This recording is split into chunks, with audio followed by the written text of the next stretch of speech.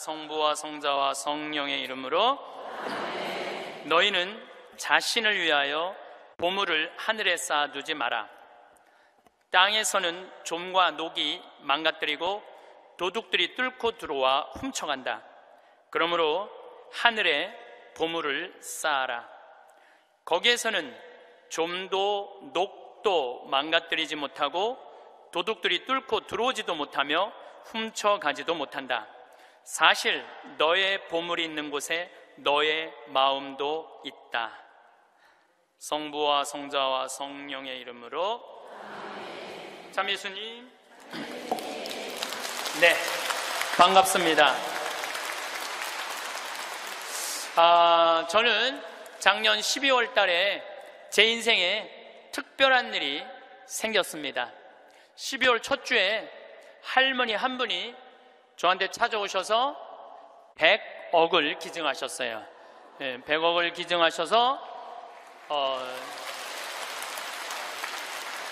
첫 주에 와서 기증하신다고 그러더니 둘째 주에 기증을 그냥 교구청에 와서 주교님한테 하셨어요. 그냥 어떤 할머니는 90살 먹은 할머니 한 분은 5년 전에 나한테 500억 기증한다는 할머니 한 분은 아직도 기증하지 않은 할머니 있어요. 나중에 한다고. 근데 이 할머니는 첫 주에 기증한다고 그러더니 둘째 기증을 하셨어요. 잠비아에 농업대학 세워달라고. 근데 이 할머니가 이 기증하게 된 게 제 생각에는 아주 드라마보다도 더 드라마틱해요. 이 할머니가 벌써 3년이 됐네요. 이제 3년 전에 강도 4명한테 납치를 당했대.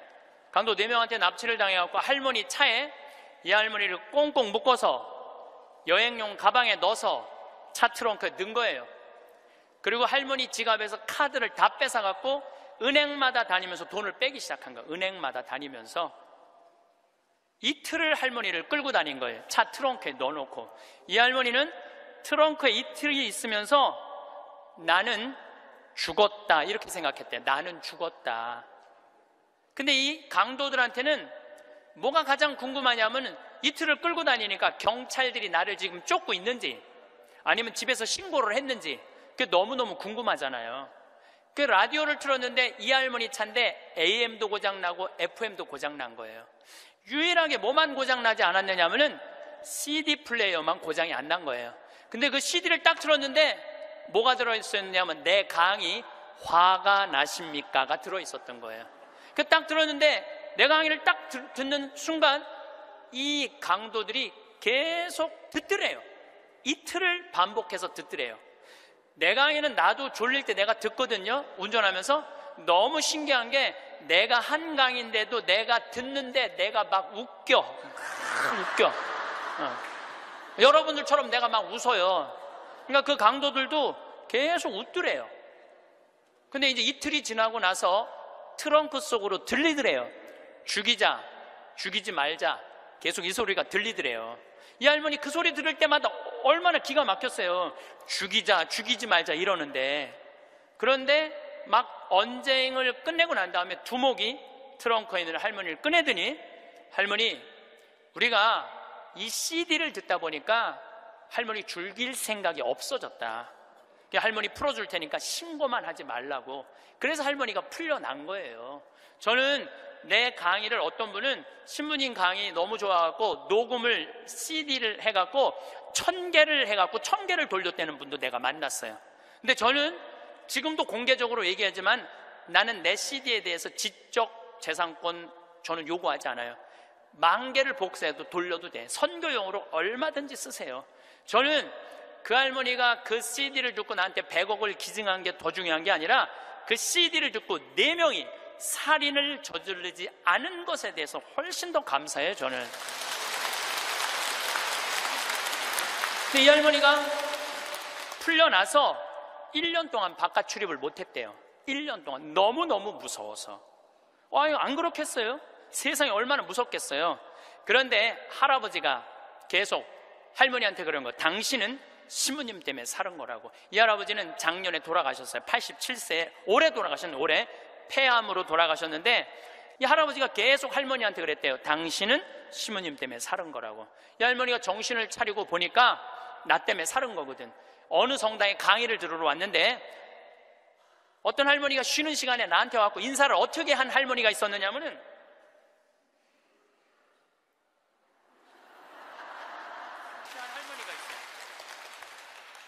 이렇게 인사를 한 할머니가 있어요. 나는 그 할머니가 그때 그 할머니인지 몰랐어요. 그 할머니가. 근데 그날따라 내가 잠비아 얘기를 참 많이 했어요. 잠비아 얘기를. 그러니까 이 할머니가 그 강의를 들으면서 내가 만약에 죽었다면 그때 그 많은 재산이 하늘로 다 없어졌을 텐데 저 신부님 때문에 살아났으니까 저 신부님이 원하는 일을 내가 해드려야 되겠다. 그리고 100억을 할아버지 빌딩 50억, 할머니 빌딩 50억 두 개를 다 해서 정리를 해갖고 교구청에 봉헌을 하신 거예요. 기가 막힌 거죠. 세상에 그런 일이 어딨어요. 뭐 남들은 뭐 나한테 돈벼락 안 떨어지나 그러면 로또 한 번 맞는데 20억이랬는데 나는 5번이나 맞은 사람 로또를. 예. 물론 내 주머니에 들어오는 건 아니지만은 그러니까 숙제가 생겼잖아요. 숙제가. 나는 느닷없이 그냥 할머니가 와갖고 잠비아에 농업대학 세우라. 난 농업대학 세워볼까? 그랬지 세우려고는 안 그랬거든요. 예, 세우려고는 안 그랬어요. 하고 나중에 거기다 농업대학 세워볼까? 이런 생각은 있었어요. 그럼 어떻게? 할머니한테 내가 말씀드렸어요. 할머니, 귀양농업대학 세울 거라면 거기 가셔서 어디다가 세울지는 구경을 하고 와야 되지 않겠느냐? 내가 할머니한테 그랬어요. 그래서 잠비아에 이번 1월 달에 비행기 27시간을 타고 82살 된 할머니 손을 붙잡고 이번에 잠비아에 다녀왔어요. 예. 근데 여러분들, 잠비아가 얼마나 큰 나라냐면 우리나라, 남한보다 7배 반이 커요. 7배 반이. 그리고 전체가 평지야. 전체가 평지고 전체가 숲이야, 숲. 그러니까 우리는 아프리카 그러면 막 사막, 그 다음에 막 먼지, 거기는 그런 거 하나 없어요. 그냥 숲만 정리해서 씨만 뿌리면 농장이 되는 데예요. 얼마나 비옥한지 몰라요. 얼마나 비옥한지. 누가 비가 안 오신대. 내가 할머니 모시고 간 보름 내내 비가 왔구만. 그러니까 안 가보고는 모르는 거, 사람이. 안 가보고는. 그러니까 가서 봐야 돼, 가서. 그러니까 예수님이 오죽 답답했으면은 제자들이 저분이 진짜 맞아? 저분이 뭐 하느님의 어린 양이야? 뭐 어쩌고 저쩌고. 그러니까 예수님 뭐라 그래요? 와서 보시오. 유식한 말로 come and see 그러잖아요. 와서 보시오. 할머니 손을 붙잡고 내가 잠비아를 갔어요.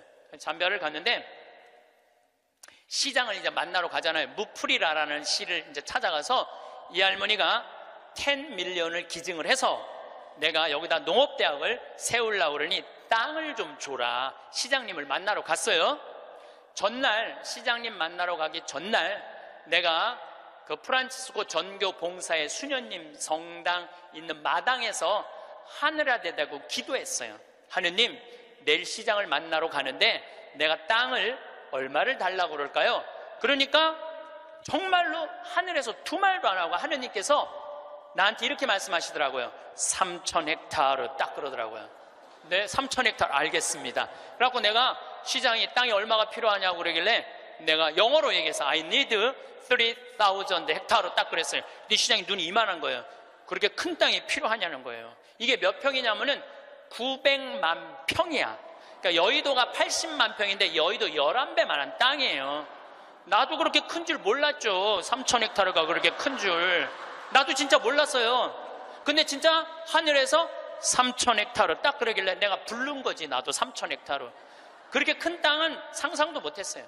근데 더 놀라운 건 시장님이 이렇게 말씀하시더라고요. 그렇게 큰 땅이 필요하냐고. 그런데 미안하지만은 우리 무프리나시 전체가 450만 평밖에 안 된다는 거예요. 줄 땅이 없다는 거, 줄 땅이. 그리고 시장 재량으로 줄 수 있는 땅은 300만 평밖에 안 된다는 거예요. 1,000헥타르. 하느님은 나한테 900만 평 불렀는데 내가 300만 평만 받으면 이거 하느님 심부름을 잘 못하는 거 아니에요. 그래서 물어봤죠. 그러면 900만 평을 받으려면 어떻게 해야 되냐? 그랬더니 대통령을 만나야 돼. 대통령을 만나야지 대통령 사인이 나야지 그 땅을 줄 수가 있다는 거예요. 그럼 좋다. 내가 대통령을 만나겠다. 그래서 이번에 7월 22일 날, 1월 30일 날 갔다가 다시 7월 달에 잠비아를 또 갔어요. 7월 22일 날 대통령을 만났어요. 대통령을 만났는데 7월 22일은 참 특별한 날이에요. 내 생일날이에요. 생일날. 내 음력 생일날인데 7월 20일 날 만났는데 10시에 대통령을 만나기로 했는데 12시까지 대통령을 못 만났어요. 왜냐면 우리 대기시설에서 기다리는데 뭐 유럽의 뭐 프랑스인가 어디 대사가 왔다 가고, 그다음 미국의 무슨 에너지 위원장이라고 국회 사람이 들어왔다 가고, 계속 엠바서더 대사들이 대통령 만나러 가는 거예요. 우리는 뭐 땅 얻으러 온 사람들인가 가만히 대기실에서 계속 기다리고 있었죠. 기다리고 있는데 이번에는 특별한 사람을 만난 거야. 추장을 처음 본 거예요. 추장. 여러분들 추장 본 적 없죠? 추장을 처음 봤었는데, 태어나서 처음으로. 여러분들 추장님들은요 옷 벗고 안 다녀요. 우리가 잘못 알고 있는 거예요. 추장이 딱 들어오는데 추장이 먼저 안 들어와요. 경호원 2명이 딱 이런 양복 정장한 경호원이 딱 들어오는 거예요. 근데 딱 들어오는데 한눈에 추장인 줄 알겠더라고요. 모자를 탁 쓰고, 여자 추장이야. 그것도 여자 추장이 딱 들어오는데 왕이 들고 다니는 홀을 딱 들고 들어오는 거야. 내가 그 대사들이 다 왔다 한 번도 안 일어났어요. 근데 그 추장이 딱 문 열고 들어오는 순간 저절로 일어나지더라고. 저절로. 왜냐하면요, 잠비아의 추장 정도면 어느 정도로 권력이 좋으냐면은, 보통 추장 한 분이 가지고 있는 땅이 6억 평 정도 돼요. 부산시가 1억 4천만 평이에요. 부산시가. 그러니까 서울보다 더 큰 땅을 갖고 있는 거예요. 추장 한 분이. 그러니까 잠비아에서 추장님한테 잘못 보이잖아요. 그냥 쫓겨나는 거예요. 근데 어떻게 안 일어나? 저절로 일어나지는 거죠. 그러더니 나를 보더니, 내가 로망칼라 했으니까 내 손을 나를 보더니 딱 웃으면서 땡큐, 수녀님들도 다 땡큐 하고 딱 만나러 가는 거예요. 그것도 대통령 추장님 만나고 나오면서 우리 또 나올 때 또 일어나죠. 추장이 만나고 그냥 가더라고요. 2시간 동안 사실은 추장님 왔다 갔다 하고 뭐 대사관들 왔다 갔다 하는 거 구경만 한 거야. 12시가 됐을 때 경호실에서 영접실로 오라고 그러더라고요. 그래서 영접실에 들어가서 거기서 1시간을 기다려요. 1시간을. 3시간 만에 대통령이 나타난 거예요. 대통령께서 딱 들어오시는데 우리를 딱 보더니 정말로 내 귀에 영어로 그러더라고요. I owe you an apology 그러더라고요. 사과하겠다는 아주 정중한 말이에요. 그 말이 사과하고 싶다고. 그러니까 내가 그 얘기를 딱 듣고 내가 진짜로 유창한 영어로 이렇게 말했어요. 진짜 유창한 영어로 Don't worry, I understand, because you are president of Zambia. 내가 그랬어요. 당신 잠비아 대통령이기 때문에, 당신 바쁘기 때문에 내가 이해한다. 대통령께서 막 웃으시더라고요. 그리고 이제 앉아서 제가 이런 얘기를 했어요. 나는 잠비아를 사랑한다. 왜 잠비아를 사랑하느냐 하면, 잠비아는 부족 간에 분쟁이 없어요. 거의 전쟁이 없는 나라예요. 1,500만, 인구가 1,500만인데 서로 전쟁이 없어요. 그리고 전쟁만 없을 뿐더러 테러도 없어요. 그리고 이 나라가 영국으로부터 독립한 지 딱 내 나이야 51년 됐어요. 51년 됐는데 이 나라가 대통령 정권 이양이 계속 민주적으로 교체가 되는 거예요. 다 투표로. 참 특별한 아프리카의 평화로운 나라예요. 평화로운 나라예요. 그래서 나는 이 나라에는 투자를 하고 싶다. 그리고 또 할머니 한 분이 100억을 기증해서 여기다가 내가 농업대학을 세우고 싶다. 뿐만 아니라 농업대학뿐만 아니라 의대도 세우고 싶다. 의대도 세우고 싶은데 그것뿐만 아니라 환경도시를 건설하고 싶다. 저는 거기다가 환경도시를 건설하고 싶어요. 참 아름다워. 별도 너무너무 멋있고. 그래서 내가 여러분들 초대하고 싶어요. 별이라는 게 이렇게 아름다운 거구나. 그러니까 내가 땅이 좀 필요하다. 땅이 좀 많이 필요하다. 3,000 헥타르가 필요하다. 우리 대통령께서 들으시더니 수녀님들이 20년 동안 잠비아에 와서 봉사활동하고 있는 거 자기 알고 있대요. 그래서 고맙게 생각을 한다고.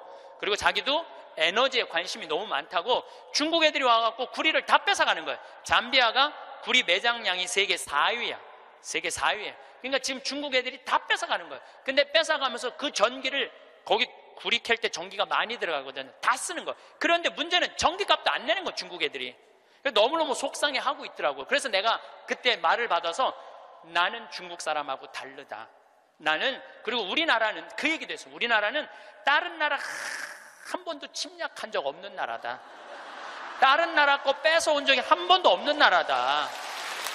그런데 나는 여기다가 정말로 세계적으로 아름다운 환경도시, 프로펠러, 윈드 프로펠러, 풍력 에너지, 그 다음에 솔라 에너지, 이거 여기다가 설치하고 싶다. 바람이 굉장히 많거든요. 그 나라가 해발 1500m 있어요.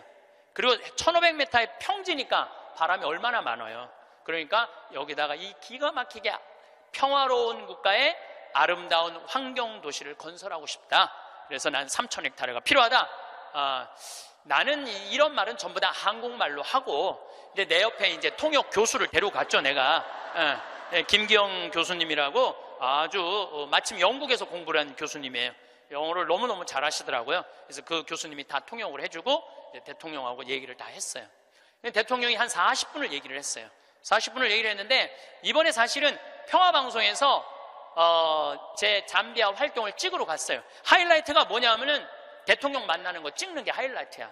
그런데 내가 공식적인 외교적인 채널로 온 게 아니기 때문에 방송국은 못 들어온다는 거예요. 너무 속상하더라고요. 그걸 우리 국민들한테 보여주고 싶고 우리 교우들한테 보여주고 싶었는데, 근데 이제 거의 다 끝났는데 딱 얼굴을 돌려보니까 평화방송이 찍고 있는 거야. 그래서 나중에 어떻게 된 거냐고 물어봤더니 우리를 너무 오래 기다리게 해서 그런지 갑자기 경호실에서 들어가서 찍으라고 그랬다는 거예요. 나는 이렇게 대통령을 보고 있느냐고 앞을 못 봤거든요. 40분 동안. 집중을 해야 되잖아요. 집중. 잘 못 알아들어도 알아듣는 척하고 막 이렇게 집중을 해야 되기 때문에 앞을 못 봤어요. 다 찍었다는 거예요. 다 찍었다는 거예요. 그 잠비아 특집으로 방송을 할 거예요. 여러분 한번 보세요. 꼭 보세요. 그리고 이제 대통령께서 다 얘기가 끝나고 미안했는지 사진 찍자고 그러더라고요. 그래서 내가 딱 일어났는데, 대통령, 난 벌써 일어나는 거 끝났는데 대통령은 계속 일어나는 거야. 키가 보니까 2m야, 2m 대통령이 키가. 그래서 제가 진짜 이랬어요. 이렇게 고개를 들고 진짜 또 유창한 영어로 이렇게 얘기했어요. Too tall. 내가 그랬어. Too tall. 사진을 찍으려고 그러니까 내가 너무 키가 작으니까 안 되겠어. 그래서 내가 영어로 얘기했어요. I need lift 올리겠다. My 힐 뒤꿈치를 올리겠다. 내가 그러니까 대통령이 박장대소를 하시는 거예요. 그래갖고 대통령이 한 우리 간 직원들, 이제 우리 수녀님들 다 뭐 10분하고 사진, 우리 저기 평화방송 스태프들하고도 다 찍어주셨어요. 너무너무 즐거우셨나 봐요. 그래갖고 이제 근데 이제 그 땅을 받으려면 2년을 기다려야 된대요. 왜냐하면 땅이 크기가 얼마냐, 분당 신도시 2배만 한 거니까. 우리도 신도시 하나 개발하려고 그러면 하루아침에 결정이 안 되잖아요. 그러니까 2년은 기다려야 된다고. 그리고 대통령께서도 강요회의를 통해서 나중에 땅을 드릴 수 있으면 회의로 결정되면 드리겠다고 그렇게 얘기를 했어요. 근데 내가 이제 마지막에 대통령을 정말로 많이 웃겼거든요. 나는 하느님한테 받은 특별한 은사 중에 하나가 누구도 웃길 수 있는 은사를 받았어요. 누구도 웃길 수 있는 은사를 받았어요. 그리고 나는 끝나고 사실은 대통령 만나고 눕고 이러고 저러는 바람에 새벽에 갔다가 밤 12시에 와갖고 생일 밥도 못 먹었어요. 그리고 다음날 강의는 LA, 아프리카에서 LA 성령대에 강의가 있는데 그런저런 이유로 비행기를 놓쳤어요. 2,500명이 기다리고 있는데 LA에서 지금 나를. 그러니까 전 세계 비행기를 뒤져보니까 원래는 싱가포르로 해서 LA로 이제 가는 비행기를 끊어놨는데 그걸 놓쳤으니 가긴 가야 될 거 아니야. 지금 2,500명이 날 기다리고 있는데. 그래 뒤져보니까 남아프리카 공화국 요하네스버그에서 암스테르담, 유럽 맨 끝에 네덜란드 암스테르담에서 거기서 또 완전 끝으로 LA로 가는 비행기가 있더라고. 엄청 비싼 비행기 표가. 그걸 끊어서 하루 종일 걸쳐서 암스테르담에 도착을 했어요. 암스테르담에 도착을 해갖고 핸드폰을 딱 열어보니까 수녀님이 메시지를 보냈어. 신부님, 기적이 일어났다는 거예요. 무슨 기적인가 했더니 다음날, 하루가 지난 거니까 다음날 대통령께서 직접 국토부 장관한테 직접 전화했대. 직접 전화해갖고 어제 한국에서 오신 신부님 원하는 땅 3,000헥타르 장관이 책임지고.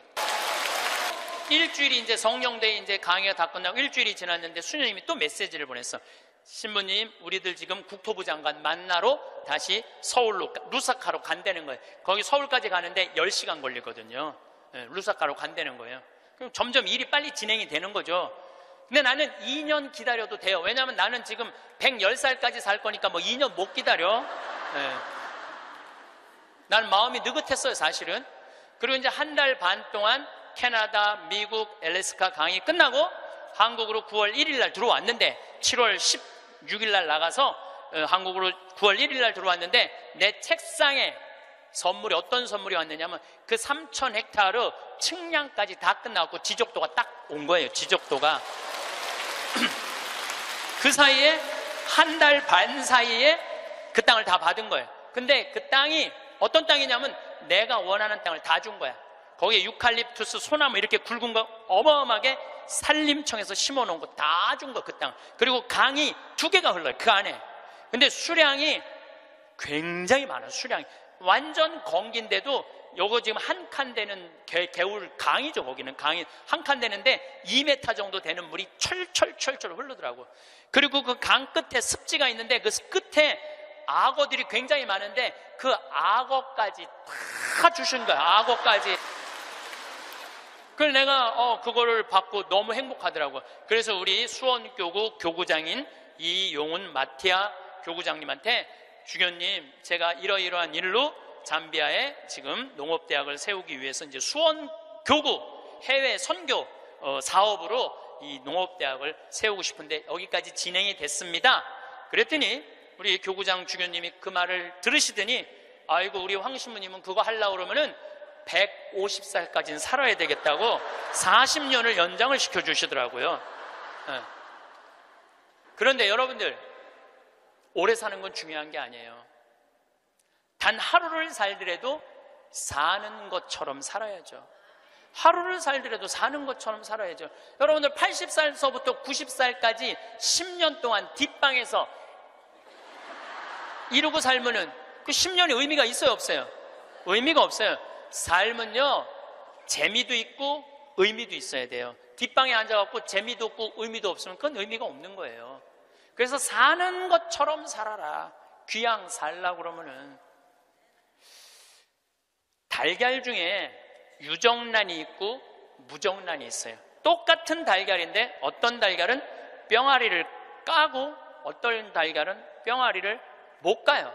참 그거 구분하기 어렵대요. 유정란인지 무정란인지. 똑같은 달걀인데. 근데 사람도요, 유정란이 있고요, 무정란이 있어요. 똑같이 인생을 사는데 이 사람은 무정란이야. 생명이 없는 사람이 있어. 매일 죽는다는 소리 입에 그냥 달고 다니는 사람이 있어요. 근데 어떤 사람은 유정란이 있어. 난 너무 행복해. 난 너무 감사해. 나 사는 게 너무 즐거워. 이 사람들은 유정란. 유정란하고 무정란 구분법을 알려드릴게요. 첫 번째, 저 사람이 유정란인지 무정란인지 구분하는 첫 번째 방법은 뭐냐면, 이 사람이 웃느냐 웃지 않느냐에 따라서 유정란이냐 무정란이 구분돼요. 여러분들 하루 종일 같은 모임에 다니는 친구들이 있어. 같이 밥도 먹고 여기 뭐 만나러도 가고 여기저기 구경도 다녀. 근데 다 웃는데 딱 한 사람만 남들이 웃어도, 이런 사람 있어요, 없어요? 꼭 있어요. 그 사람은 무정란이에요. 이 사람은 밥 먹는 게 즐겁지도 않고 대화하는 게 즐겁지도 않은 거야. 그 사람이 웃긴 말해도 하나도 귀에 안 들어와. 그 사람은 왜 안 웃는지 알아요? 상대방을 무시하려고 안 웃는 게 아니에요. 이 사람이 왜 안 웃느냐 하면은, 이 사람 머릿속은 이런 생각밖에 없어. 남편하고 이혼을 해봐라. 조이팔한테 1억을 투자했는데 그거 어떻게 찾아? 이러니까 웃을 수가 없는 거예요.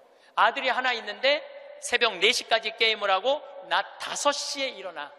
이런 사람은 웃을 수가 없는 거예요. 이 사람은 뭐가 가득한 사람이냐면 근심 걱정이 가득한 사람이에요. 근심 걱정이 가득한 사람은 웃을 수가 없어요. 근데 여러분들이 근심한다고 단 하루라도 생명을 연장할 수 있어요? 걱정하지 말라고 예수님이 마태복음 6장에 말하잖아요. 걱정하지 말아라.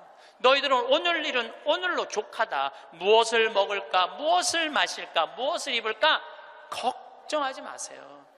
그러니까 여러분들은 걱정하지 말고 그냥 웃고 사세요. 웃음은 기적의 시작입니다. 저는 차쿠아 룽가 대통령께서 마지막에 박수를 치고 웃는 모습을 보고 저분이 나 땅 주겠구나 그런 생각이 들었어요. 왜냐하면요, 웃음은 기적의 시작이에요. 웃음은 기적의 시작. 또 여러분들 오늘 강의 들어서 사진 여러분들 안 나오는 분들 많죠?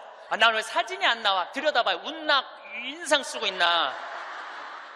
사진 잘 나오는 비법은요, 웃는 거예요. 이빨 살짝, 이거 웃는 거예요. 그러면은요, 아무리 못생긴 사람도 참 예쁘게 나와요. 웃음은 기적의 시작이에요. 그런 사람은 유정란으로 살 수 있어요. 유정란, 무정란 두 번째 구분법은 뭐냐면은 감동하느냐, 감동하지 않느냐예요. 여러분들 어떤 사람도 보면 뭐 맛있는 거 막, 아우 맛있다, 정말 맛있다, 막 이렇게 좋아하는 사람 있죠? 뭐 신난다, 뭐 공연을 봐도 너무 멋있다, 이런 사람 있죠? 그런 사람이랑 같이 다니면 다닐만 해요. 네. 저는 이번에 미국 강의 중에 유타라는 곳을 여행을 했어요. 일주일 동안. 유타는 뭐냐면 여러분들 서부 영화 보면 막 쫙 빨간 돌산이 막 하늘 높이 서 있고 그런 거 있죠? 거기에 브라이어스 캐년, 그랜드 캐년, 델리킷 아치, 이런 캐년랜드, 이런 데가 있는 지역이에요. 미국에서도 가장 인기 있는 관광지예요. 거기를 일주일 동안 여행을 했는데, 나 여행을 인도한 사람이 74살 먹은 마틸다라는 친구예요. 저는 여러 차례 말씀드리지만 나는 87살까지는 친구예요. 87살까지는 친구예요. 근데 74살 먹은 마틸다라는 이 친구인데 4년 전에 내가 미국 강의 갔을 때 요세미티라는 공원을 나를 하루 1박 2일을 데리고 왔는데 내가 너무너무 행복해 하니까 이번에 강의 온다니까 준비를 한 거야. 나 보여주려고 3,000km가 되는 데를 3번을 답사를 한 거예요. 3,000km, 74살 먹은. 근데 이분은 부자가 아니야. 세탁소 하는 분이에요. 근데 정말 내 강의대로 사는 분이야. 돈만 생기면 여행을 가는 거예요. 나중에 안 가고 이분은 생각만 나면 지금 가는 분이야. 지금 얼마나 즐겁게 사는지 몰라. 정말로 모아놓고 이런 생각 없어. 그냥 쓰는 거야. 그냥 쓰다 죽자. 스주케 회장이야. 그냥 쓰다 죽자. 그냥 쓰다 죽자. 3,000km를 3번을 답사를 한 거예요. 8명이 같이 여행을 갔는데 이분은 이미 다 구경했기 때문에 더 이상 볼 게 없는 분이에요. 딱 뷰포인트, 제일 경치 좋은 자리 가서 이분은 경치를 안 보고 나를 보더라고요. 과연 내가 감동할 것이냐, 감동하지 않을 것이냐. 근데 저는 5년 전에 내가 위암 걸리고 난 다음부터 저는 매일매일 감동이에요. 이번에도 단풍을 보는데 내가 하느님한테 기도했어요. 하느님, 이 아름다운 단풍을 올해도 볼 수 있게 해주셔서 감사합니다. 올해도 볼 수 있게 해주셔서 감사합니다. 어제는 오래간만에 별이 막 떴어요. 막 별을 보는데 너무 이 아름다운 별을 볼 수 있게 해주셔서 감사합니다. 나는 감동이 삶의 기본인 사람이야. 네, 감동이. 네. 막 감동을 하면 막 너무너무 행복해. 그러니까 내가 그 뷰포인트에 딱 섰을 때 내 반응은 정말 이랬어요. 여기 죽인다. 여기 너무 멋있다. 좋아, 아주 좋아. 제가 맨 입만 열면은 오 마이 갓. 너무 일주일 동안 내가 계속 입에서 감동. 와, 너무 진짜 멋있었고. 이랬을 때 나하고 같이 간 7명은 자기 인생에 가장 행복했던 여행이라고 얘기를 하더라고. 여행은 어디를 가느냐가 중요한 게 아니에요. 누구와 가느냐가 중요한 거예요. 누구와 가는데 감동하는 사람이랑 가느냐, 감동하지 않는 사람이랑 가느냐에 따라서 여행은 기분이 확 잡치기도 하고 너무 멋있기도 해. 꼭 여러분들 이런 사람들 있죠. 꼭 좋은데, 경치 좋은 데라고 생각하고 데리고 갔는데 이렇게 말하는 사람 있어요. 뭐하러 여기까지 와? 있어요, 없어요? 꼭 있어요. 만약에 내가 그 델리킷 아치에서 이렇게 말했다면 그분은 다리에 힘이 쭉 빠졌을 거예요. 에이, 여기 뭐 우리나라 설악산 울산바위만 못하네. 이러면은요, 상대방 무릎 꺾는 것보다도 더 나쁜 일을 하고 있는 거예요. 사람은요, 감동을 할 줄 알아야지 이 사람이 멋있는 사람이에요. 그게 유정란이야. 유정란. 여러분들, 아내가 아이고 아파, 아이고 허리 아파, 아이 힘들어 죽겠어. 그럼 남편이 아이고 그거 또 아프다고 그러네. 이거 아픈 사람 한둘이야. 좀 제발 좀 끙끙 소리 좀 하지 마. 그럼 정말로 신경질이 나요. 아이고 아파, 아이고 어떻게 해줄까, 얼마나 애 낳느냐고 힘들어갖고 이렇게 아프고, 정말 내가 죽일 놈이지, 살림하느냐고 힘들고 얼마나 아플까. 이거는요 위로가 돼요. 아프다, 나도 옛날에 다 아파봤어. 이런 사람 완전히 고춧가루 뿌리는 사람이에요. 유정란 무정란은요 감동하느냐 감동하지 않느냐에 따라서 결정이 되는 거. 또 유정란 무정란은 감사하느냐 감사하지 않느냐에 따라서 유정란 무정란은 결정적으로 구분 지어져요. 남편이 김치찌개 딱 먹고, 여보 이렇게 맛있는 김치찌개 먹을 수 있는 건 대한민국에서 나 하나밖에 없을 거야. 당신 어쩜 이렇게 김치찌개를 맛있게 끓여. 이거는 김치찌개가 아니야. 이건 예술 작품이야. 당신 혹시 여기다가 약 탔어? 이러면은요 아내는요 음식하는 게요 예술 작품을 만드는 기분으로 만들 수 있어요. 근데 남편이 딱 김치찌개 먹고, 야 30년 동안 끓이는 김치찌개 이것밖에 못 끓이냐? 김 있어? 김 재놓은 거? 콩, 간장, 콩 갖고 와, 콩. 이러면은요 아내는 그 김치찌개에다가 독 타고 싶어, 독. 제가 이번에 애리조나에 갔는데 꼭 애리조나에 한 할아버지가 나 식사 대접을 하고 싶다는 거예요. 근데 어느 정도로 부자냐면 애리조나에서 최고로 돈을 많이 버는 분이래요. 애리조나 밑대기 나오고도 절대 뒤지지 않는 부자래요. 집이 4,000평 있어요. 집이 4,000평. 수영장도 있고 하여튼 들어가 보니까 대골 같더라고요. 그래갖고 꼭 만나고 싶다 그러니까, 그것도 안내하는 분들이 꼭 가자고 그러니까, 본당신부님이 가자고 그러니까 본당신부님이 해제하는 대로 해야죠. 갔는데 주인이 딱 나왔는데 앞치마를 딱 두르고 나온 거야, 할아버지가. 나는 어마어마하게 부자라 그래서 촥 럭셔리하게 하고 나올 줄 알았더니 앞치마를 딱 두르고 나온 거예요. 그래서 아니 이렇게 부자라는데 이 앞치마가 어울리지 않는다 그랬더니 이분이 나한테 그러는 거야. 안토니오라는 분인데 이분이 나한테 신부님 날 이렇게 만들었다는 거예요. 무슨 소리냐? 자기는 평생 살면서 컵을 여기서 여기도 옮겨본 적이 없대요. 부인을 종부리 부르대요. 예, 자아 실현 좀 해드릴게요. 부인을 종부리 부렸대요. 근데 미국은 먼 거리를 다니기 때문에 CD를 많이 듣고 다녀요. 그래서 내 CD를 누가 고서 준 거예요. 근데 그 CD 안에 무슨 내용이 들어있느냐면은, 남자들 30년 동안 밥을 얻어 먹었으면 양심이 있으면 설거지는 좀 해라. 30년 동안 밥 얻어 먹고 설거지도 안 하는 게 그게 사람이냐? 그런 얘기를 했어요. 그런데 어떤 형제가 그 얘기를 듣고 자기는 20년 동안 결혼 생활하면서 한 번도 설거지할 생각을 안 했대요. 그 얘기를 듣고 집에 가서 설거지를 한 거야.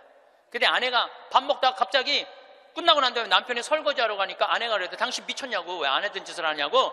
근데 내가 그런 소리 들어도 하라고 그랬어요.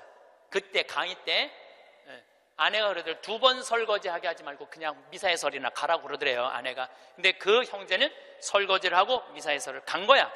그랬는데 미사해설 하기 전에 아내가 메시지를 보냈어. 여보, 나는 당신이 한 설거지를 다시 하고 있어. 하지만 나는 20년 결혼 생활 하는 동안 오늘처럼 행복한 적은 없어. 당신이 내 일을 덜어주기 위해서 설거지를 한 그 자체로 난 너무너무 행복해. 그 메시지를 저한테 보냈어요, 형제님이. 신부님 너무 감사하다고. 그 얘기를 들으니까 그 돈 많은 회장님이 컵을 여기서도 여기 옮기지 않았던 분이 굉장히 마음이 처음으로 충격을 받았대요. 아내인데 종처럼 부린 자기가 너무 미안하더래. 그래서 그날 설거지를 했대요. 아내가 남편이 미쳤는 줄 알았대. 근데 아내가 설거지를 끝냈는데 너무너무 행복해 하더래요.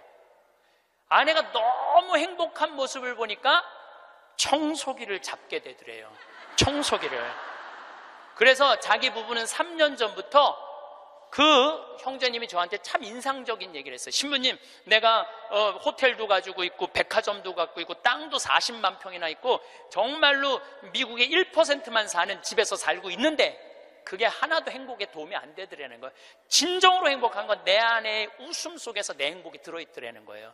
내 안에 웃음 속에 내 행복이 들어있더라는 거예요. 자기는 이제 이렇게 행복할 수가 없다는 거예요. 사람이요, 감사하기 시작하면 행복하게. 그런 사람들은 유정란으로 사는 거예요. 유정란으로. 그래서 저는 유정란으로 여러분들이 살길 바라요. 근데 진짜 유정란은 뭐냐? 나눌 줄 아는 사람이에요. 나눌 줄 아는 사람. 제가 3년 전에 이제 잠비아 활동 가면서 혼자 가기 멋쩍잖아요. 그래서 이제 세례준 이제 치과 의사한테, 야, 나하고 같이 이 잠비아 치과가 하나도 없대더라. 가서 봉사활동 하자. 며칠 가야 되냐? 그러니까 한 10일 가야 된다 그랬더니, 신부님, 우리 10일이면 좀 부담스럽다고, 차라리 한 2천만 원을 봉헌하면 안 되겠냐고. 그러길래 내가 이렇게 얘기했어요. 너 2천만 원도 봉헌하고 너도 가야 돼.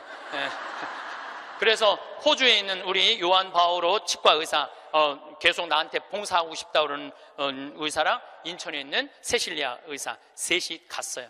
거기는 의사가 없으니까요, 어떻게 오느냐면 하루 전날부터 트럭을 타고 오는 거예요. 20명씩. 썩으니 막 아프니 막 이걸 하루 종일 치료를 해주면서 밤에 말씀 나누기라는데, 그 의사들이 이런 얘기를 하더라고요. 신부님, 저는 치과 의사 하면서 별로 기뻤던 적이 없다는 거예요. 그런데 이번에 이 봉사활동을 하면서 내가 의술 배운 걸 잘했다는 보람을 처음으로 느낀다는 거예요.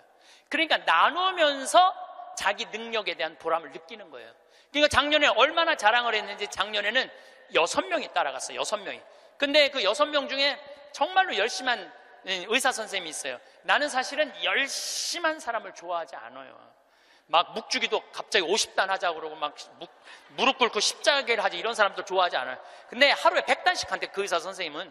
그리고 막 치과에 가보니까 이건 병원인지 성당인지 구분이 안 돼. 성모님, 예수님, 온 치과에 다 있어. 근데 그 의사 선생님이 에이즈 환자 이를 빼다가 그 피 묻은 그 핀셋으로 자기 손가락을 찔러버린 거야. 저녁에 말씀 나누기 했는데 파김치가 돼 있고 약 먹고 이러니까 파김치가 돼 있잖아요. 너무너무 미안하더라고요. 그래서 내년에는 그냥 오지 말고 그냥 한 해 휴가 가고 건너뛰자. 그랬더니 세례도 안 받은 그 호성이라는, 천주교 신자도 아니야, 김호성이라는 치과 의사가 나를 똑바로 쳐다보더니 이렇게 얘기하더라고요. 신부님은 내년에 오지 마세요. 우리끼리 올 테니까. 이 좋은 거를 왜 막느냐 이거야. 비행기표도 다 자기네들이 내고 가는 건데, 다 자기네들 돈으로 가는 거예요. 이게요, 의미를 찾잖아요. 그럼 삶은요 찬란해지는 거예요. 의미를 찾으면은. 그래갖고 올해는 의사 선생님들이 8명이 갔어. 내년에 데려가 달라는 의사가 4명이야. 4명, 12명. 기적은요 억지로 만들려고 이루어지는 게 아니에요. 그냥 하느님이 이루어 주시는 거예요. 나눌 때 기적이 일어나는 거예요. 그런데 저는 거기다가 이제 농장도 20만 평 이제 꾸며줬어요. 농장도 20만 평 꾸며주고 닭장도 해갖고 1000마리 팔던 거 이제 2000마리씩 다달이 판대요. 그런데 소를 못 키우겠는 거야. 소를. 저 소만 키우면 이제 거긴 다 이제 내 꿈이 다 이루어지는데. 근데 우리 평창 군수님이 대관령 한우협회 11년 동안 조합장 하다가 군수님이 된 거야. 그분하고 밥 먹을 때마다 이런 생각이 드는 거예요. 저분을 모시고 가면 소 키우는 건 해결될 텐데 군수님을 하고 있으니 모시고 갈 수가 있어야지. 그래갖고 내가 밥 먹을 때마다 속으로 이런 생각을 했어요. 다음 선거에 좀 떨어져라, 이런 생각을 했어요. 근데 작년 7월 달에 지방선거를 했는데, 파라과이 내가 강의 중에 지방선거 결과 발표하는 날이야. 딱 열어보니까 결과를 보니까 떨어졌어. 그래서 내가 축하한다고 메시지 보냈어요. 축하한다고. 그리고 이번 할머니 모시고 갈 때 같이 가자고. 모시고 딱 갔는데 내가 옥수수를 4만 평을 심어놨거든요. 그걸 보더니 이 군수님이 그러더라고요. 신부님 걱정하지 말라는 거예요. 이거 사일리지 하면 된다는 거, 소사료로 만들면 된다는 거예요. 그래서 이거 해달라고 그랬더니 3번을 가셨어. 잠비아를 싹 해갖고 소를 먹이는데 소들이 너무너무 잘 먹는 거예요. 그걸 하려면 1억이 드는데 300만 원으로 1억을 만들어낸 거야. 그러니까 능력 있는 사람들이 필요한 거예요.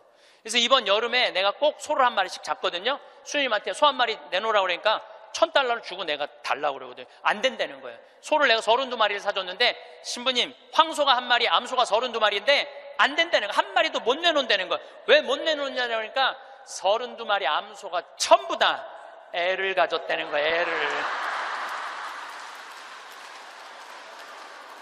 그래서 못 내놓는다는 거예요. 그래서 내년에는 소가 500마리까지 늘릴 수 있다는 거예요. 1000마리까지 키울 수 있는 1000마리까지.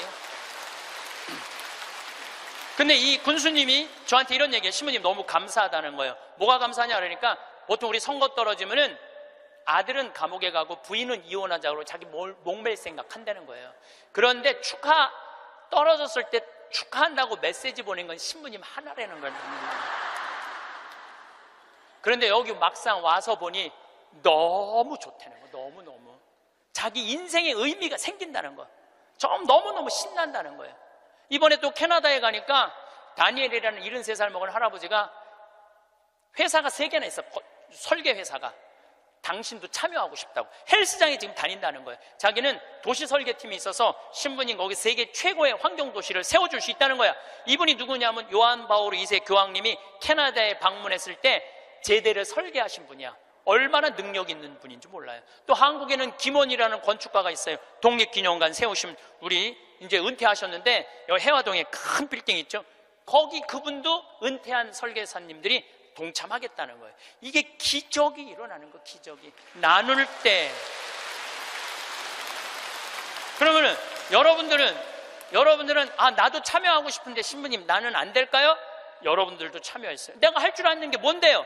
여러분들 할 줄 아는 게 왜 없어요? 내년에 60명 가면은 밥 해줘야 되잖아요. 밥. 근데 이번에 60부터 64살 되신 분 4분이 따라갔어요. 아줌마들이 애들 밥 해주려고 농장 꾸미는데 이분들이 나한테 한 얘기가 그 얘기예요. 신부님, 내가 60평생을 살면서 이렇게 찬란한 인생이 처음이라는 거예요. 찬란한 인생이. 그래서 여러분들 이제 제발 내 집, 내 자식 그런 이기적인 것에서 벗어나서 정말 유정란의 삶을 살고 싶으면 나누셔야 돼. 이제 이 900만 평의 도시 세우려고 그러면요, 여러분들의 재물만 필요한 게 아니에요. 여러분들의 능력이 필요해. 저는 이번에 잠비아에 가고 너무 가슴 아픈 일이 있었어요. 어떤 일이 있었느냐면은 간호대학을 세우다가 수녀님들이 돈이 없어서 멈춘 거야. 그냥 완전 폐허가 된 거야. 너무 가슴이 아프더라고요. 그런데 내가 가만히 보니까 나는 책이 정말 많이 팔리더라고. 사는 맛, 사는 뭐, 요즘 또 왜 우리는 통하지 않을까, 또 이번에 이제 촌놈 신부 유럽 여행기, 인세가 너무너무 많은 거야. 그래서 내가 수녀님한테 전화했어요. 수녀님, 내가 간호대학 세워주겠다고. 그러니까 내가 인세가 한 2억 정도 있어갖고 그거 다 보내주기로 했어요. 그런데도 얼마가 모자라면 3억이 모자라. 그래서 내가 이번에 한 번 더 여러분들의 도움을 청해요. 제가 시간이 없어서 그러는데 작년에 포크레인 산다고 그럴 때 2억만 보내달라고 그러는데 우리나라 국민들이 얼마를 보내줬는지 알아요? 10억을 보내줬어요. 10억을.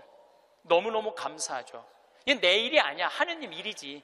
근데 이번에는 간호대학 세우는데 이번엔 3억이 필요해요. 1000만 원씩 30명만 동참을 해주시면은 거기다가 내가 간호대학을 너무 멋있게 세울 수 있을 것 같아요. 그리고 이번에 동참하는 분들은 내가 데리고 갈게. 간호대학 다 세우면은 정말로 너무너무 아름다운 잠비아 한번 가서 내가 이렇게 의미 있는 일을 지금 하고 있구나. 저는 여러분들 무정란으로 살지 않았으면 좋겠어요. 유정란으로 살았으면 좋겠어요. 마지막 삶과 함께 결론을 좀 말씀드리고 싶어요. 레오나르도 다빈치가 모나리자를 하루아침에 그렸겠어요? 수도 없이 찢었을 거예요. 수도 없이. 그리고 그 멋있는 작품을 남긴 거예요. 여러분들도 인생 살면서 실패하고 잘못하는 거 참 많으시죠? 그렇지만은 여러분들이 끊임없이 완성을 향해서 나가면은 여러분들 마지막에는 레오나르도 다빈치처럼 멋있는 인생의 유정란을 남기고 가실 수 있으실 겁니다. 감사합니다. 성부와 성자와 성령의 이름으로.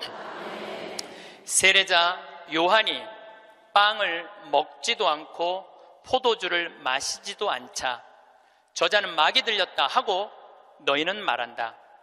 그런데 사람의 아들이 와서 먹고 마시자 보라, 저자는 먹보요 술꾼이며 세리와 죄인들의 친구다 하고 너희는 말한다. 그러나 지혜의 자녀가 옳다는 것을 지혜의 모든 자녀가 드러냈다. 예수님, 당신은 우리 인간을 얼마나 사랑하시는지 당신 삶으로 보여주셨습니다. 당신의 그 깊고 뜨거운 사랑을 우리 모든 교우들이 느끼고 당신을 더 사랑하고 이번 대림 시기에 당신을 더 애절한 마음으로 기다릴 수 있는 그런 유정란 같은 당신의 아들, 딸들 될 수 있도록 성령의 은총 내려주소서. 영광이 성부와 성자와 성령께, 성부와 성자와 성령의 이름으로. 감사합니다. 시작기도 바치고 강의 시작하겠습니다. 성부와 성자와 성령의 이름으로. 참새 2마리가 한 입에 팔리지 않느냐. 그러나 그 가운데 한 마리도 너희 아버지의 허락 없이는 땅에 떨어지지 않는다. 그분께서는 너희의 머리카락까지 다 세워두셨다. 그러니 두려워하지 마라. 너희는 수많은 참새보다 더 귀하다. 영광이 성부와 성자와 성령께, 성부와 성자와 성령의 이름으로. 참 예수님. 네, 반갑습니다. 오늘 강의 주제는 자신 껴안기입니다. 여러분들 이 세상에서 나 자신을 가장 잘 알고 이해할 수 있는 사람은 누굴까요? 그렇죠, 나예요. 나 자신을 남편이 이해할 것 같아요? 자식이 이해할 것 같아요? 네, 자신밖에 없어요. 또 내가 살아오면서 힘들게 고생한 거 아주 세세하게 알 수 있는 사람은 누구밖에 없을까요? 나밖에 없어요. 그런데 내가 고생하고 내가 마음고생하고 힘든 거 산 거 모르는 남편이 나한테 잘해주겠어요? 자식이 나한테 잘해주겠어요? 잘해줄 사람은 아무도 없어요. 이 세상에서 나한테 가장 잘해줄 수 있는 사람은 나밖에 없어요. 나밖에. 그런데 남편이 잘해주지 않는다고, 자식이 잘해주지 않는다고 계속 원망만 하는 이런 사람들은 어리석은 사람들이에요. 그러니까 오늘 이후부터 여러분들 남편이 잘해줄 때까지 기다리지 말고, 자식이 잘해줄 때까지 기다리지 말고, 누가 자신한테 잘해주면 돼? 내가 나한테 잘해주면 돼요.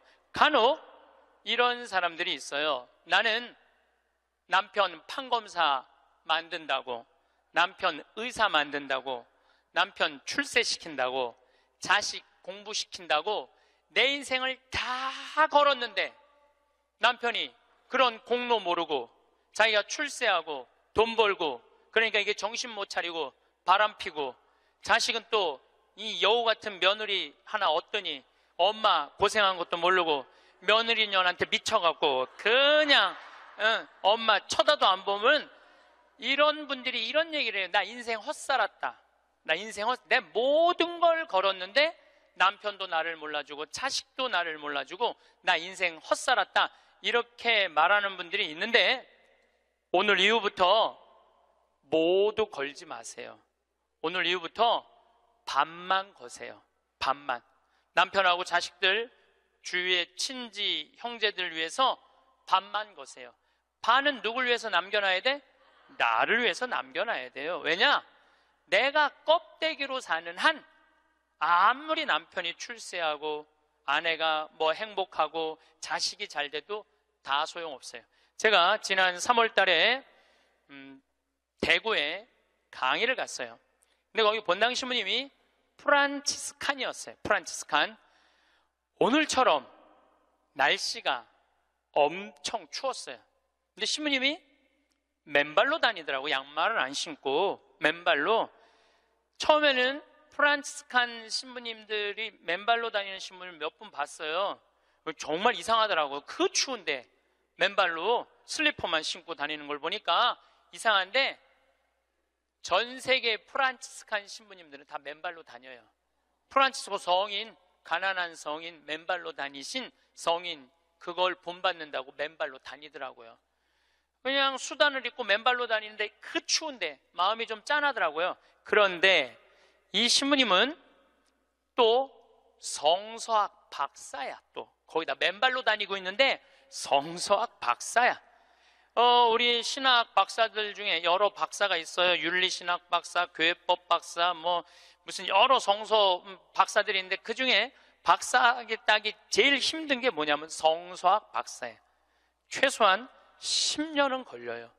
성서 박사를 따려면은 히브리어, 히라버, 라틴어, 이탈리아에서 공부하면 이탈리아어, 독일에서 공부하면 독일어, 프랑스에서 공부하면 불어, 영어는 기본적으로 해야 되겠죠. 5개 국어를 해야지 박사학위를 딸 수 있는 거예요.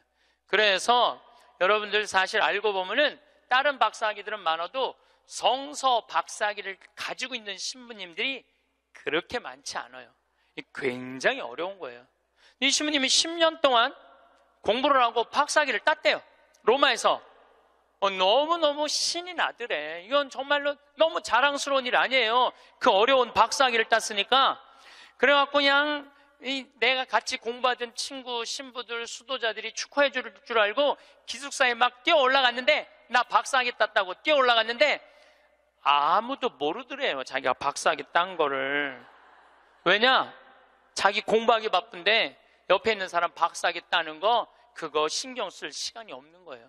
축하는 하고 싶은데 아무도 자기 박사학위 딴 걸 모르는 거야. 뭔가 좀 기분이 좀 그렇더래요.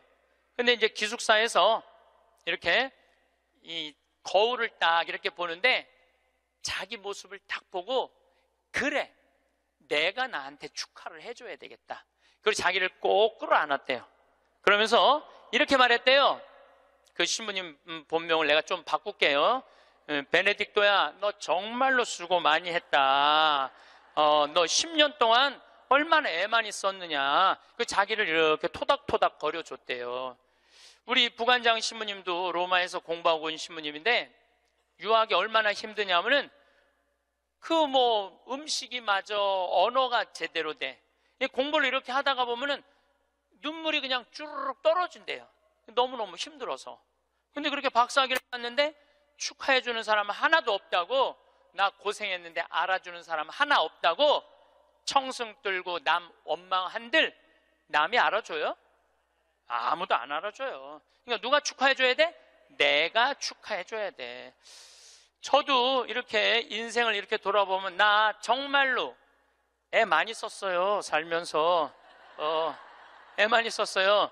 내가 처음 막 본당 신부 평택 비전동에 갔을 때 내가 본당 신부가 됐는데 주교님이 본당 분가하자마자 평택 안성 고속도로 옆에 진살이라는 동네가 있었어요. 근데 거기는 아무것도 안 들어왔어. 성당 분가하라고 명령이 떨어졌어요. 떨어졌는데 막 신설성당인데 돈이 어디 있어요. 명령은 떨어졌고. 그래서 이제 돌아가신 우리 김 신부님한테 가고, 정말로 멋있는 신부님이죠.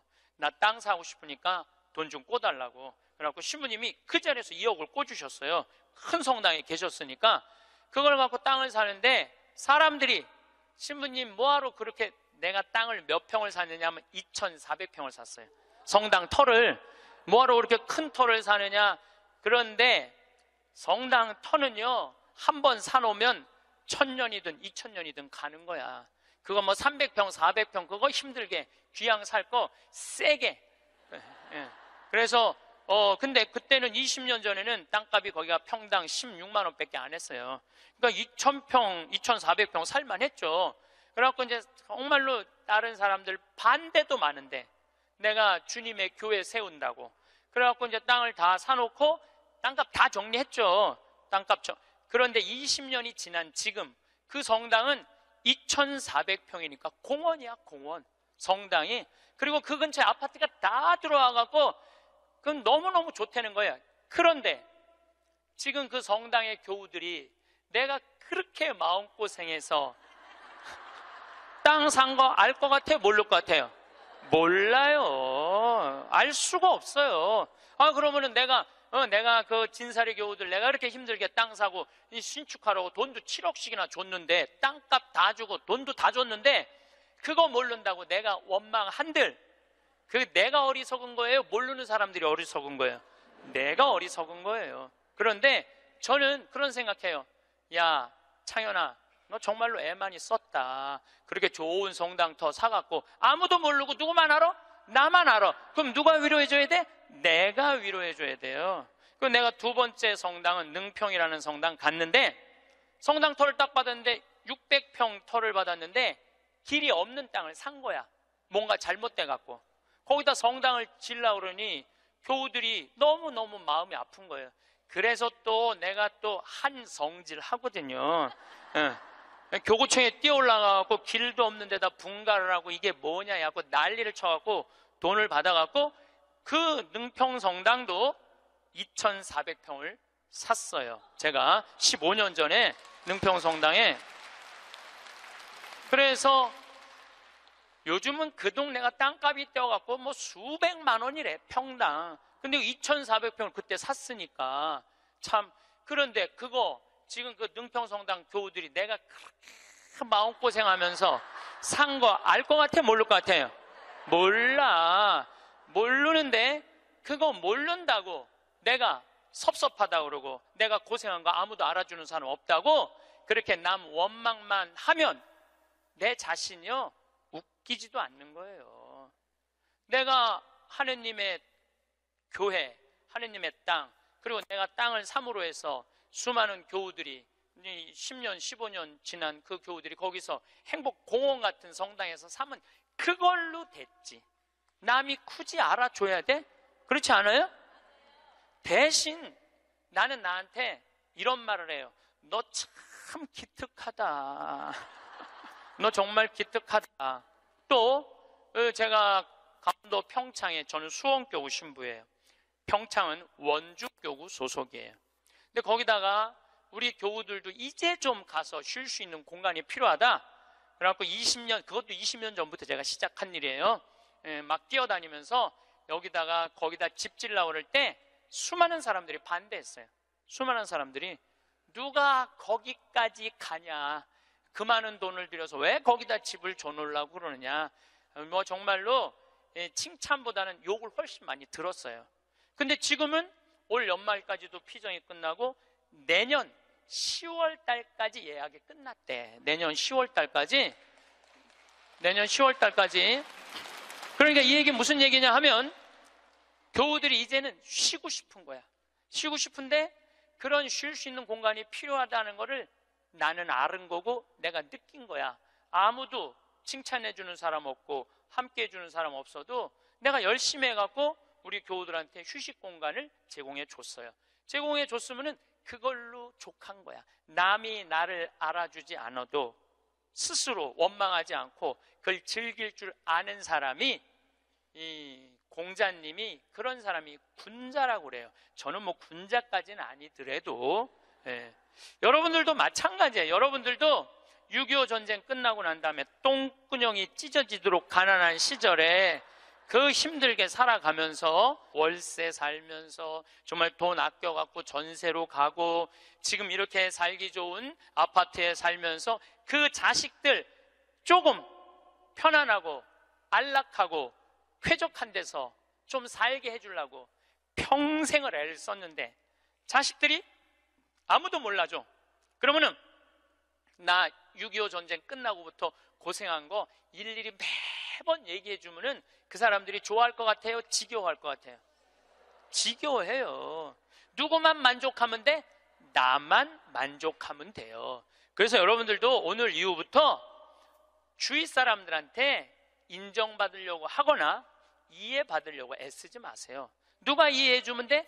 내가 이해해주면 돼. 누가 인정해주면 돼? 내가 인정해주면 돼. 얼마나 속이 편하네요. 그렇죠?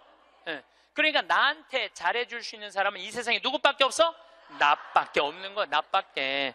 그런데 30살서부터 60살까지 30년 동안 여러분들이 시집 와서 밥하고 빨래하고 청소하고 애 낳고 애 키우는 가사 노동비를 계산하면 한 달에 얼마치 일을 하시느냐 하면은 350만 원어치 일을 하는 거래요. 그럼 30년 동안 여러분들 시집 와갖고 그렇게 일을 했으면 여러분들 남편하고 자식들한테 여러분들은 얼마를 청구할 수 있느냐면 10억 5천만 원을 청구할 수 있는 거. 10억 5천만 원어치 일했으니까 내놓으라고.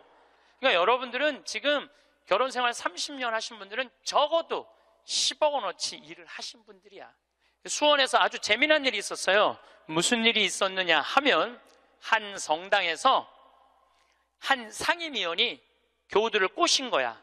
어떻게 꼬셨느냐면 나한테 돈을 맡기면은 15% 이자를 주겠다고. 그래서 한 성당에서 교우들이 1억도 갖다 맡기고 5천만 원도 갖다 맡기고 그런 거예요. 근데 여러분들 요즘 법정이자가 1.25%예요. 법정이자가 1.25%인데 15%를 준다는 거는 이건 사기야. 100% 사기라고 보시면 돼요. 5% 이자 준다고 그래도 사기야. 10% 이자 준다고 그래도 사기야. 15% 준다는 건 이건 생각할 것도 없이 사기예요. 그런데 1억을 은행에다 맡기면 한 달에 얼마를 받느냐면 10만 4천 원을 받아요. 여러분들이 지금 1억을 은행에다 맡기잖아요. 그럼 한 달에 10만 4천 원을 받을 수 있어요. 근데 이 사람 전례 분과장이래. 성당에 전례 분과장한테 맡기면은 한 달에 얼마를 받을 수 있느냐면은 125만 원을 받을 수 있는 거야. 그러니까 눈이 뒤집혀져요, 안 뒤집혀져요? 판단력이 사라져요, 안 사라져요? 1억 가지고 한 달에 10만 원 받는 게 나아, 한 달에 120만 원 받는 게 나아. 그래서 이 전례 분과장한테 홀딱 다 맡긴 거야. 근데 요즘 경제 성장이 1%, 2% 그러는데 무슨 재주로 15% 이자를 줘요? 이 사람 결국은 지금 감옥에 갔어요. 300억은 다 날라갔고. 그러면 이 사람들은 5천만 원, 1억 맡긴 사람들 돈 이거 다 날라간 거예요. 써보지도 못하고 날라간 거야. 뭐 이자 한두 번 받아 먹었겠지. 한두 번 해먹으려면은 좀 꼬셔야 될 거 아니야. 그러니까 야 진짜 15% 나오더라. 한 3달, 4달 되면서 딱 끝나고 나니까 딱 먹고 끝난 거예요. 그래갖고 이 성당이 풍비박살이 났대. 풍비박살. 냉담자 속출하고. 본당 신부님 정말로 이게 권위 땅에 떨어지고 전례 분과장인데 참 기가 막힌 거죠. 그러면은 15% 이자 받아 먹겠다고 돈 맡긴 사람이 나빠요? 15% 이자 주겠다고 꼬신 사람이 나빠요? 둘 다 나빠, 둘 다. 내가 보기에는. 여러분들, 돈 5천만 원이면은요, 이스라엘 성지순례를 10번을 갔다 올 수 있는 돈이에요. 10번. 여러분들이 이스라엘 성지순례를 10번을 갔다 오잖아요? 그럼 여러분들은 예수님하고 트고 지낼 수 있어. 트고 지낼 수 있어. 내가 이스라엘 성지순례를 지금 5번 갔다 왔거든요. 그것도 3번은 도보 성지순례로 갔다 왔어요. 이스라엘에서 차 안 타고 다니고 다 걸어 다녔어요. 나자렛에서부터 가나까지 걷는 거예요. 한 20km 돼. 그러니까 성모님, 예수님하고 성모님 가나 혼인잔치 갈 때 성모님 나귀에 태우고 예수님 걸어서 어머니 모시고 그 아마 가까운 친척 됐겠죠. 가갖고 하고 그 다 걸은 거야. 또 가나에서부터 갈릴리아까지 한 40km 돼. 그것도 다 걸었어. 이게 걸어보니까요 성서 말씀이 거의 튀어나와 나한테. 너무너무 좋더라고요. 5번 걸어보니까 예수님하고 나는 지금 어떤 상태냐면 거의 틀라고 그래 지금. 거의 틀라고 그래. 예수님하고 거의 틀라고 그래. 근데 성서강이라면서 병 고치는 얘기를 하는데 나는 치유의 은사가 없다. 고민을 했어요. 기도를 했어요. 하느님 뭔가 좀 치유를 하고 싶은데 이게 손에서 뭐가 나와야지 이게 치유를 해줄 거 아니냐. 그랬더니 하느님이 하시는 말씀이 꼭 네 손으로 해야 되느냐. 네 손으로. 의사 손 빌리면 안 되느냐. 그래갖고 내가 가톨릭 의료원에 연락했어요. 빈센트 병원에 연락해갖고 뭐라고 그랬냐면은 정말로 수술하면 꼭 나을 수 있는데 돈이 없는 사람 나한테 연락해라. 그래갖고 강의 끝나고 난 다음에 강의로 기분 좋으면은 강사료 다 내라. 한 600명 들어오는 데니까 한 600만 원 모아지겠지. 그리고 만약에 모자라면 내 인쇄 있잖아. 책 파는 거, CD 파는 거. 그게 어마어마하거든요. 그거 뭐 할 거야? 내가 마누라가 있어, 자식이 있어. 그거 해갖고 12명을 선정을 해서 지금 찾고 있어요. 그런데 내가 어린애 아이를 찾아달라고 그러니까 그 병원에서 그러는 거야. 신부님, 이제 우리나라가 시스템이 잘 돼 있어갖고 돈 없는데 심장병 어린애들은 다 고쳐준대요. 재단이 많아서. 그러니까 애들은 신부님이 안 고쳐줘도 된대. 야, 우리나라 좋은 나라야 보니까. 그러면은 일반인들도 웬만한 제도에 걸리면은 다 고쳐줄 수 있대요. 근데 누가 잘 어려우냐면 외국인 노동자들, 그 사각지대에 있는 사람들, 그런 사람들이 정말로 수술하면 날 수 있는 사람들인데 돈이 없어서 못하는 사람이 있다는 거. 골라라. 골라라. 아니, 여러분들 꼭 치유를 안수기도로 해갖고 꼭 고쳐줘야 돼? 이게 날지 안 날지도 모르는데 이걸 눌러갖고 이게 차라리 의사 손 빌려갖고 확실하게 고쳐주는 게 낫지 않아요? 그렇죠? 그래서 내년에는 제가 3월 8일부터 강의하면서 한 사람씩 고쳐주고 싶어요. 의사 손을 빌려서. 여러분들 인생에 있어서 가장 중요한 거는 먹고 마시고 노는 일이에요. 만약에 여러분들이 먹지도 않고 마시지도 않고 놀지도 않으신다면 여러분들은 헛사는 거예요. 먹고 마시고 놀아야지 인생을 제대로 사는 거예요. 이거는 예수님도 그러셨고 소크라테스도 그랬고 공자님도 그랬고 부처님도 그랬어요. 다. 근데 이분들은 1억 모은다고 먹지도 마시지도 놀지도 않은 거야. 근데 앞으로도 못 쓰는 거예요. 그럼 이분들은 가슴에 피멍이 드는 거예요. 그리고 이분들 뭐라고 그럴 것 같아? 내가 성당 나갔더니 사기꾼밖에 없더라. 믿을 놈 한 놈도 없더라. 하느님이 있긴 어디 있느냐. 그리고 냉담할 거야. 하느님 버리고 돈 버리고 자기 마음 버리는 거죠. 그리고 하느님이 언제 15% 이자 주는데 투자라고 그랬어? 왜 하느님 탓을 해? 자기가 잘못하고. 이게 이 사람이 왜 이런 일을 벌였을까요? 욕심 때문에 그래요. 욕심. 여러분들이 인생에 있어서 넘어질 때 언제 넘어지는 줄 알아요? 욕심 때문에 넘어지는 거예요. 욕심이 우리 인생을 망가뜨리는 거예요. 욕심이. 저는 그 신학교 있을 때 너무너무 배가 고프더라고. 1학년 때 우리는 간식이 없었어요. 아침, 점심, 저녁만 먹으면 땡이야. 근데 뭐 우리 선배 신부님들, 지금 70, 80 되신 신부님들은 그 정말로 똥구멍이 찢어지게 가난할 때 신학교 생활했을 때 먹을 게 너무 없어갖고 도토리 막 먹고 그랬대요.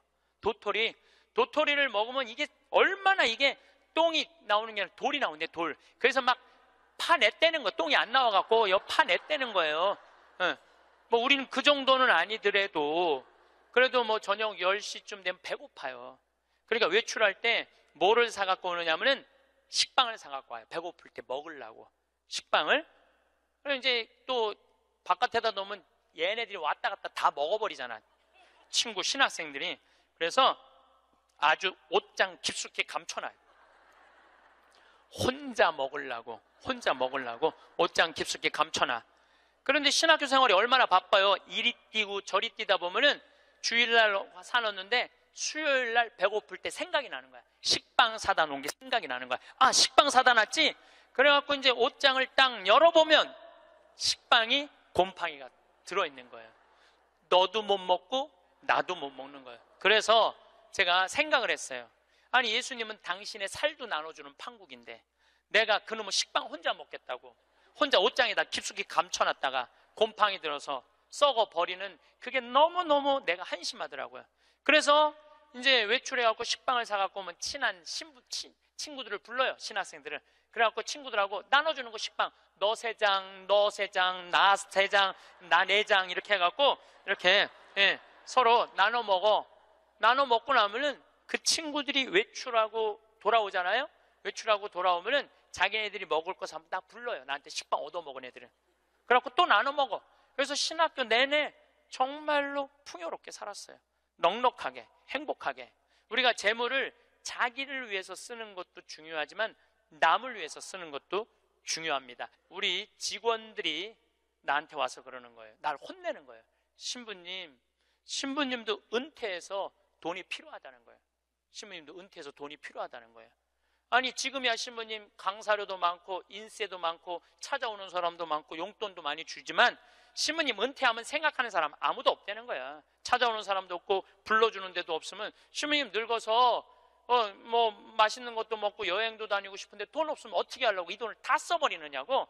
나를 막 혼내더라고. 직원들이 돈 쓰지 말라고. 나중에 저기 막 평창 저기 뭐야 은퇴하고 나면 거기서 돈 많이 행복하게 살려면은 저는요, 만약에 내가 은퇴했는데 주머니에 돈이 한 푼도 없잖아요. 그럼 난 어떻게 할 거냐면은 사제관에 가만히 앉아 있을 거야. 돈 없는데 어떻게 그냥 사제관에 가만히 앉아 있어야지. 그런데 문제는 20년 후에 돈을 쓰려고 지금 신나는 일이 너무 많은데, 재미난 일이 너무 많은데, 의미 있는 일이 너무 많은데, 그 20년 후에 쓰려고, 그거를 나중에 쓰려고 내가 이걸 가지고 있다면은 나는 그렇게 살고 싶진 않다는 거예요. 지금 먹고 마시고 쓰고 놀고 나눠줄 거 다 나눠주고 막 쓰다가 70살 돼갖고 은퇴했는데 돈이 없으면 어떻게 해? 가만히 있으면 돼. 그걸 뭐 걱정을 하고 막 혼을 내고 그러더라고 나한테. 그리고 중요한 건 내가 은퇴할 때까지 살지 안 살지 어떻게 알아? 그렇지 않아요? 많은 경우 여러분들도 그런 분들이 있어요. 나중에 쓰려고 지금 한 푼도 안 쓰는 분들 많아. 근데 나중에 언제 어떻게 될 줄 알고 그걸 나중에 쓰려고 지금 안 써. 쓰려면 언제 써? 지금 써요. 보통 여러분들 여행을 다니면은 이 유럽 여행 한번 가면 400만 원 정도 들잖아요. 400만 원 정도 들면은 평생 한번 가는 거잖아요. 여러분들 자식이 뭐 보내주든 뭐 개를 모았고 가든. 그래갖고 이제 한 60대신 분들이 여행을 떠나. 유럽으로 로마, 파리 막 베드로 성전 가. 근데 딱 비행기에 타고 버스를 딱 타면 가이드가 이런 말을 합니다. 여러분들 이제 내리면 여기 팁이 굉장히 중요하다고. 딱 버스에서 내리면 벨보이들이 짐을, 여행용 가방을 호텔 방까지 했을 때 팁을 1달러를 주시는 게 예의라고. 또 호텔에서 나올 때 그 침실 정리하고 침대 정리하는 사람들에서 1달러 그거 주는 게 예의라고. 그럼 이때부터 머리가 복잡하기 시작을 해요. 이때부터 머리가 복잡한 거예요. 그래갖고 이제 딱 버스에서 내렸는데 가이드 말대로 막 애들이 막 와갖고 막 가방을 막 들어. 그러면은 이 60대 할머니가 한마디 해요. 이거 놔두라고. 내가 들고 간다고. 내가. 그런 게 그렇게 주는 게 아까우면은 그런 분들은 그냥 가지 말고 집에 가만히 있어. 돌아다니기는 어딜 돌아다녀. 쓸 때는 멋있게 쓰고 안 쓸 땐 안 쓰면 되는 거예요. 제가 이번에 여름에 미국을 갔다 왔어요. 근데 미국을 갔는데 나한테 정말로 잘하는 형제들이 몇 있어요. 나하고 나이대가 비슷해. 근데 니콜라스라고 나보다 한 3, 4살 많은 친구가 있는데 너무너무 유쾌한 친구예요. 근데 이 친구는 음식을 참 잘해요. 근데 식당을 하는데 우리나라 사람을 상대하는 식당이 아니고 정말 백인들, 돈 많은 사람들이 와서 먹는 식당을 운영을 해요. 그래갖고 거기다 와인도 탁탁탁 놓고 자기네들 홀에서 춤도 추고 그런 식당이야. 그런데 이제 나를 그 음식을 대접하고 싶은데 주위에서 그러는 거야. 신부님 그런데 비싼 데 가면 안 되니까 니네 집에 모시라고 그냥. 그래서 몇 년 만에 자기네 집으로 날 초대를 했어요. 나를 호스트, 주인공으로 해서. 그래갖고 이제 한 10명 주위에 있는 그 친한 친구들 10명이 초대받아서 갔는데 자기 식당의 셰프, 주방장을 데리고 온 거예요. 근데 음식이 나오는데 정말로 맛있게 나오더라고. 정말 별로 먹어봤던 적이 없는 기가 막힌 음식들이 나와서 또 영어로 막 설명을 막 하는데 정말 맛있더라고요. 그래서 뭐 나는 뭐 딜리셔스 계속 이러면서 먹었죠. 계속 그랬는데 우리 니콜라스가 신부님 세계 모든 데 강의 다니고 많은 사람들 위로하고 그러니까 내가 오늘 특별하게 아끼는 와인을 내겠다는 거예요. 근데 와인이 나왔는데 그야말로 몇백만 원짜리 와인이 나온 거예요. 내가 가격을 여러분들 위화감 조성할까봐 말을 안 할 건데 내 생태마을 월급 한 3달치 와인이 나온 거예요. 생태마을 월급. 그 와인 기가 막히게 1995년 보르도산 그때 굉장히 가물었대요. 그래갖고 이 포도가 이 흙을 빨아들이는 거야. 땅 힘을. 그 포도로 만든 와인은 가격이 아주 천양지차라는 거예요. 그거를 그냥 열 몇 명이 이렇게 나도 이제 한 잔 반 먹고 고기하고 먹는데 정말로 특별하더라. 그 비싸서가 아니라 우리 니콜라스의 마음이 너무너무 특별하더라고요.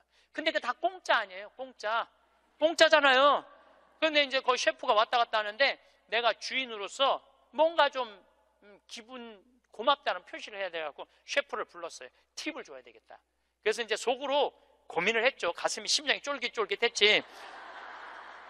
50달러를 줄까 100달러를 줄까. 그런데 결국은 이제 50달러를 줬어요. 50달러를 딱 줬는데 너무너무 그 백인 셰프가 고맙다고 그러더라고요. 그래서 난 지금 후회돼. 왜 100달러를 못 주고 그걸 50달러밖에 못 줬나. 웬만한 식당에 가서 몇백만 원짜리 와인을 먹는데도 기분 좋게 100달러를 주면 그 니콜라스 사장도 기분 좋고 셰프도 기분 좋고 거기 있는 사람들도요. 내가 딱 멋있게 딱 팁을 주고 하면은요. 뒤에서 그래. 야, 우리 신부님 정말 멋있다. 근데 내가 하나도 안 내놓고 그냥 가면 아우, 저 신부님 좀스러우네. 다 그래요. 알고 보면. 그래서 우리가 인생을 살면서 내가 가치로우려면 내가 벌은 재물을 나눌 줄도 알고 자기를 위해서 멋있게 쓸 줄도 알아야 돼. 근데 만약에 여러분들 돈이 없으면 여러분들 어떻게 하면 되냐면 집에 가만히 있으면 돼. 그것도 결코 슬픈 거는 아니에요. 3년에 걸쳐서 강의 주제가 참 재밌어요. 2년 전에는 죽음 껴안기, 작년에는 삶 껴안기, 올해는 자신 껴안기예요. 이게 무슨 얘기냐 하면 잘 죽으려면 잘 살아야 돼요.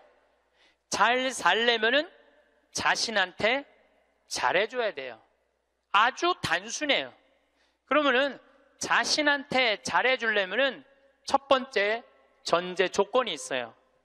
내가 누군지를 알아야 돼요. 내가 누군지. 여러분들 요즘 텔레비전 보면은 인문학 특강 그러죠? 뭐 한 2010년부터 인문학 특강 열풍이 불었어요. 근데 그 인문학 특강의 주제는 이 세 가지예요.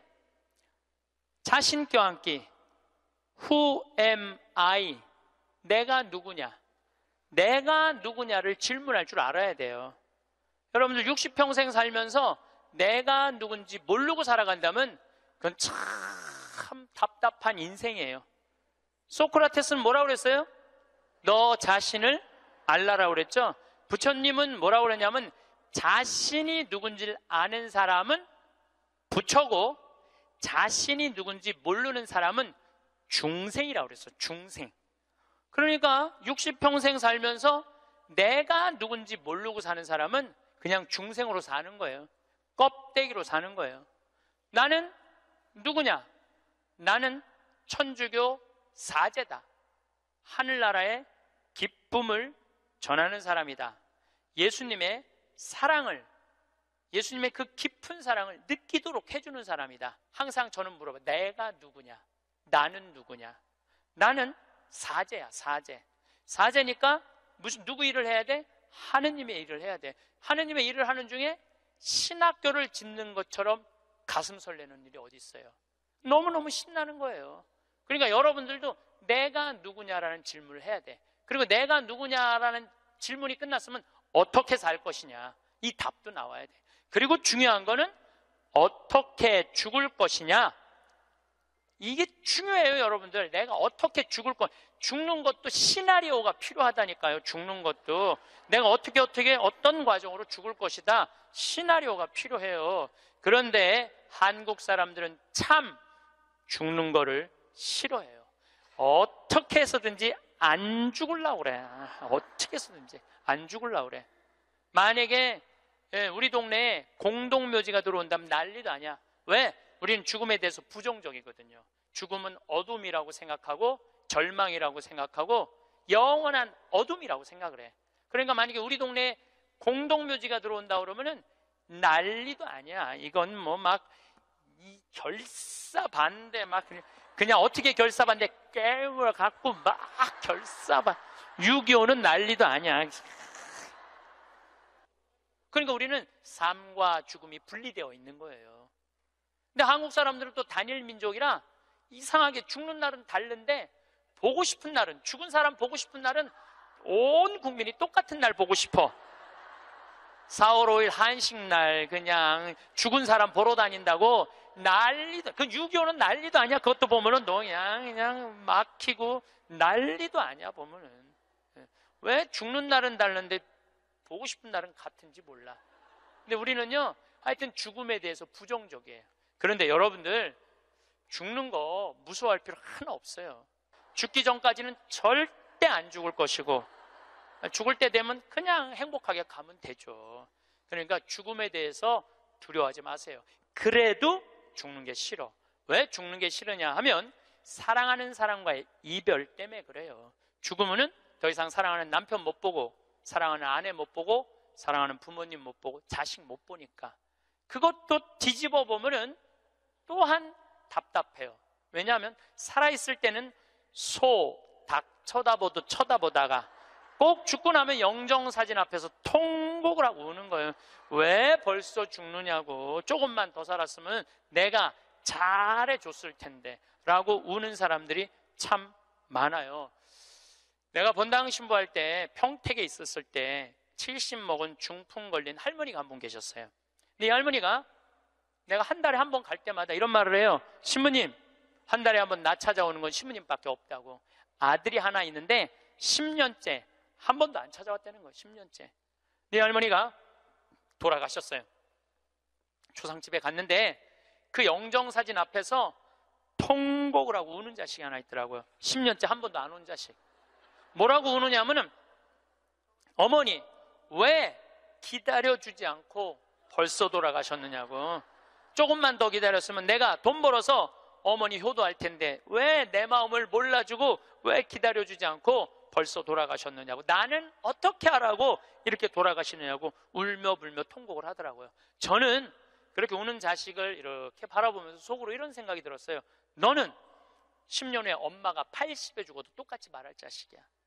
10년 후에 똑같이 말할 자식이에요. 10년 후에 엄마가 80에 돌아가도 어머니 왜 기다려주지 않고 벌써 돌아가셨느냐고. 조금만 더 살았으면 내가 돈 벌어서 효도할 텐데 라고 말할 자식이에요. 혹시 여러분들 자식들 가운데 지금 손자 손녀 키운다고 먹고 살기 힘든다고 여러분들 찾아오지 않아? 그런 자식들이 이렇게 말해. 어머니 조금만 기다리세요. 내가 조금만 이 어려운 일 끝나고 나면 어머니 잘 모실 테니까 조금만 기다리세요 라고 말하는 자식이 나중에 정말로 효도할 거라고 믿고 있다면 어린 밤 푸너치도 없는 기대를 하고 있는 거예요. 지금 효도하지 않는 자식은 나중에도 효도하지 않아요. 그러니까 잘해주려면 언제 잘해줘? 지금 잘해줘요. 혹시 여러분들 남편들 가운데 술 좋아하는 남편이 있어. 근데 술 먹고 결국은 술 때문에 죽었어. 그러면은 그 남편 앞에서 이렇게 우는 자매들이 있어요. 이렇게 죽을 줄 알았으면 그 좋아하는 술이라도 한번 마음 놓고 먹게 할 걸. 이렇게 말하는 자매 있어요.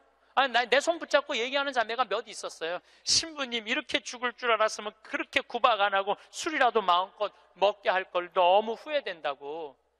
죽고 나서 후회하지 마시고 살아있을 때 잘해주세요. 어차피 먹는 술인데 마음 편안하게 한번 먹게 해주면 뭐 어디 매일 그렇게 해주라는 게 아니야. 한 번쯤 그렇게 해주라는 거야. 홍어 삭힌 거 주문하고, 목삼겹살 삶고, 묵은지 해갖고, 소주 5병 딱 해갖고, 여보 오늘은 내가 집에서 낼게. 바깥에서 눈치 보고 그걸 그렇게 마시지 마. 그런데 남편이 세상을 떠났잖아요. 그럼 여러분들이 이렇게 말할 수 있어요. 적어도 여보, 내가 마지막에 이별주 한번 근사하게 대접했지. 당신 잘 가. 이런 말 할 수 있어요. 근데 한 번도 그런 멋있는 대접을 안 한 사람은요, 한이 돼요. 한이. 그러니까 잘해주려면 언제 잘해줘? 지금 잘해주세요. 혹시 여러분들도 인생을 살면서 여러분들한테 잘해준 사람들이 있을 거야. 그렇죠? 정말 은인 있을 거야. 인생의 은인들. 정말로 고맙다고 생각을 한다면 나중에 잘해주지 말고 지금 이스라엘 성지순례 티켓을 하나 끊어주든지 아니면 이미자 콘서트를 끊어주든지 하세요. 내가 마음을 표현할 때 사람이 행복한 거예요. 그래서 나중에 잘해주지 마세요. 잘해주려면 언제 잘해줘? 지금 잘해주세요. 지금. 그러니까 죽는 거, 죽기 전까지는 절대 안 죽을 것이고 살아서는 열심히 사랑하고 죽어서는 천당 갈 건데 뭐가 그렇게 죽는 게 무서워? 안 죽으려고 용을 써요. 여러분들 오래 사는 게 좋아요? 막 80살서부터 100살까지 누워서 똥오줌 싸가면서 벽에 똥칠해가면서 오래 사는 게 좋아요? 네가 누군지 내가 누군지도 모르면서 자식들 서로 네가 모실 거냐 내가 모실 거냐 하면서 원수 만들어가면서 오래 사는 게 좋아요? 나는 오래 사는 건 좋은 게 아니에요. 오래 사는 거는 그냥 사는 날까지 즐겁게 사는 게 중요한 거야. 그냥 사는 날 매일매일 즐겁게 사는 게 제일 중요해. 먹고 마시고 노는 일이 참 중요한 거예요. 그래서 여행도 다니고 피정도 이렇게 다니고 친구들하고 단풍 구경도 가고 돌아다닐 수 있을 때까지 돌아다니다가 86살에 그냥 주무시다가 죽어. 그냥 100살까지 건강하시면 안 죽어도 돼요. 그런데 돈 쓰는 거 아까워갖고 돈 쓰는 거 무서워갖고 쓰지도 못하고 뒷방에 쭈그리고 앉아서 그러면 어떻게 되는 줄 아세요? 다리에 힘 풀리면 누워서 똥오줌 싸요. 너도 피해주고 나도 피해주는 거야. 그런 사람들이 힘든 거예요. 그냥 건강하게 움직이는 사람은 사는 날까지 건강하게 살 수 있어요. 행복하게 살 수 있어요. 그렇게 살으라는 거예요. 저는 여러분들이 사는 날까지 즐겁게 살기를 바라는 거예요. 사는 날까지. 저는 6년 전에 위암 수술을 했어요. 위를 3분의 2를 잘라냈어요. 근데 제가 6년 전 4월 6일 날 수술을 했는데 2월 달에 진단을 받았어요. 2월 달에 진단을 받았는데 내가 수녀님한테 그랬어요. 수술 날짜가 언제냐? 4월 6일이라고. 내가 4월 3일까지 사순 특강 잡아놓은 스케줄이 있으니까 4월 3일까지 강의를 하겠다. 그리고 4월 3일 날 병원에 들어가겠다. 수술하고 3일 지나고 나서 조치를 별로 취하는 게 없더라고. 요즘은 더 이상 조치 취할 거 있느냐? 없대. 난 퇴원해야 되겠다. 수술 강의가 많아서. 그래서 나갔어요. 근데 수녀님이 또 전화 왔어. 신부님, 죽는 거 무섭지 않냐는 거예요. 죽는 거. 난들 왜 죽는 게 안 무서웠겠어? 이렇게 멀쩡하게 강의하고 저녁에 사제관에 가갖고는 누워서 죽으면 어떻게 하나 고민했죠. 근데 내가 46 인생을 돌아보니까 50개 나라를 다녔어요. 하고 싶은 대로 다 하고 산 거예요. 그리고 2개 본당 신부, 평택 비전동, 경기도 광주 능평 본당 신부 하면서 교우들 원 없이 사랑했고 사랑받았고, 또 평창에 들어와서 생태마을 꾸며서 수많은 정말 외롭고 힘든 사람들 와서 행복 느끼고 삶이 변하고, 뭐 우리나라 교우들만 전 세계에 있는 우리 교우들도 많이 오고, 우리 천주교 신자만 개신교, 불교, 비신자들도 많이 와서 행복을 느끼고, 이러면 됐지. 그냥 떠나도 되겠더라고요. 딱 마음에 하나 걸리는 게 있었어요. 부모님 앞서가는 거. 불효 중에 최고의 불효는 뭐예요? 부모님 앞서는 거예요. 나는 우리 어머니 아버지가 너무 오래 살아. 죽고 싶어도 부모 때문에 못 죽어.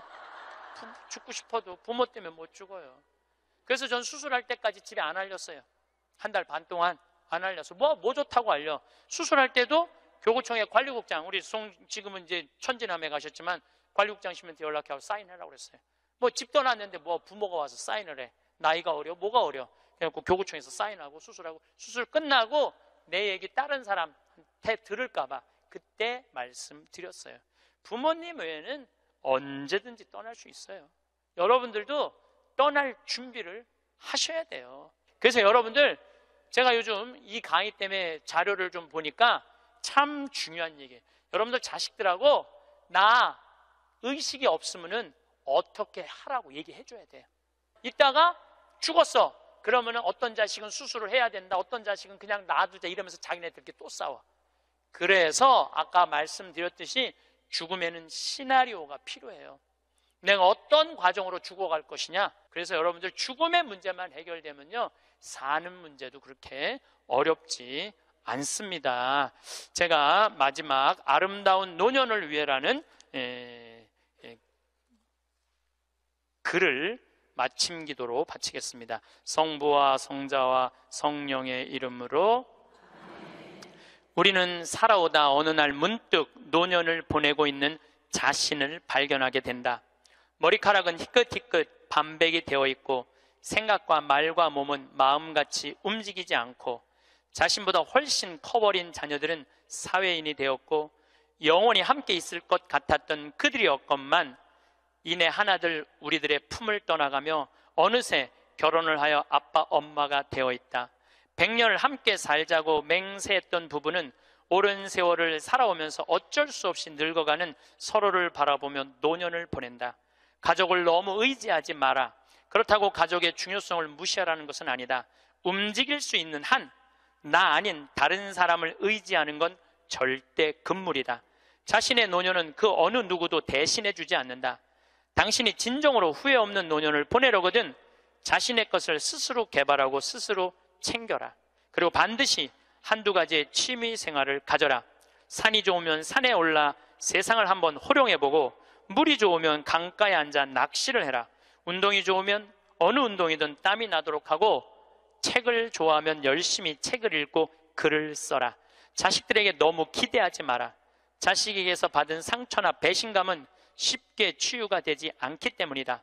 부모를 만족시켜주는 자식은 그렇게 많지 않다. 기대가 큰 자식일수록 부모의 마음을 아프게 한다. 악처가 효자보다 낫다는 옛말은 참고할 만하니 식어가는 부부간의 사랑을 되찾아 뜨겁게 하라. 그리고 이 나이는 사랑보다 겹겹이 쌓여진 묵은 정으로 서로의 등을 씻어주며 사는 것이 아니겠는가. 영광이 성부와 성자와 성령께. 성부와 성자와 성령의 이름으로 아멘. 감사합니다.